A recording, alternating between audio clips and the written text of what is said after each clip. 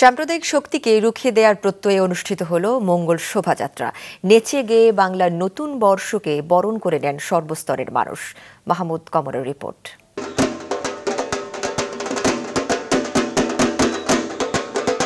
ঢাকে উঠল তাল, উচ্ছ্বাসের রঙে রঙিন হয়ে উঠল চারিদিক। বয়োজ্যেষ্ঠ থেকে আগামী প্রজন্ম ভেদাভেদ ভুলে একসঙ্গে বাংলা নতুন বছর ১৪৩১কে বরণ করে নেওয়ার উৎসবে সামিল হাজারো মানুষ। আমরা তো তিমির বিনাশী প্রতিপাদ্যে সকাল ৯:১৯টায় ঢাকা বিশ্ববিদ্যালয়ের চারুকলা থেকে শুরু হয় এবারের মঙ্গল শোভাযাত্রা। পহেলা বৈশাখ তো একবারই হয়, তা আনন্দটা ওই পরিমাণেই হয়। সকল প্রকার সাম্প্রদায়িক সম্প্রতি ভুলে সবাই যেন একসাথে আসলে মিলেমিশে চলতে পারি, এটাই একটা সুন্দর বাংলাদেশ গড়ার লক্ষ্য যেন সবারই থাকে। যারা ধর্মের সঙ্গে আমাদের বাঙালিত্বের একটা কাল্পনিক সাংঘর্ষিক অবস্থান তৈরি করবার অপচেষ্টা চালাচ্ছে, সেই অপচেষ্টাকে রুখে দিতে আর প্রয়োজন আরো বেশি সংস্কৃতি চর্চা। দেখেছিলাম সেটি যেন আরো মানুষের মনের মধ্যে, তরুণ প্রজন্মের মধ্যে প্রাতিষ্ঠানিকতা পায়। এটি হলো আমাদের পহেলা বৈশাখ ১৪৩১।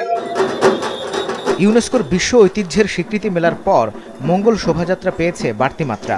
বাঙালির শেকড়ের সঙ্গে পরিচয় করিয়ে দিতে অনেকেই নিয়ে আসেন নতুন প্রজন্মকে।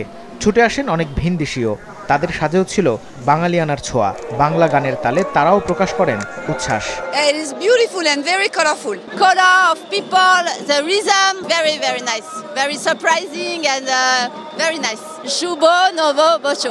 অনেক সুন্দর, আমি খুব খুশি, কারণ সবাই খুশি, হাসি মুখী দেখি, আর আশা করি যে প্রত্যেক বছর সেই উৎসব বাংলাদেশে ঢাকাতে হবে।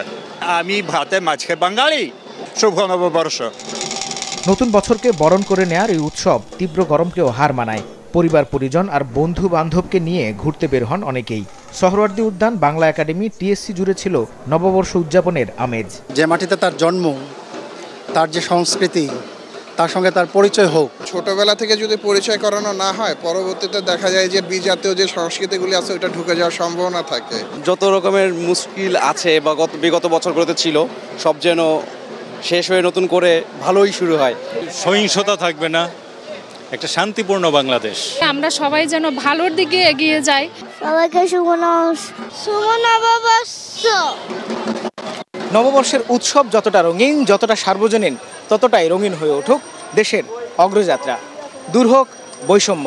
পাশাপাশি সবাই চাইছেন আধুনিকতা ও অপরাজনীতির ভিড়ে হারিয়ে না যাক বাঙালি সংস্কৃতি।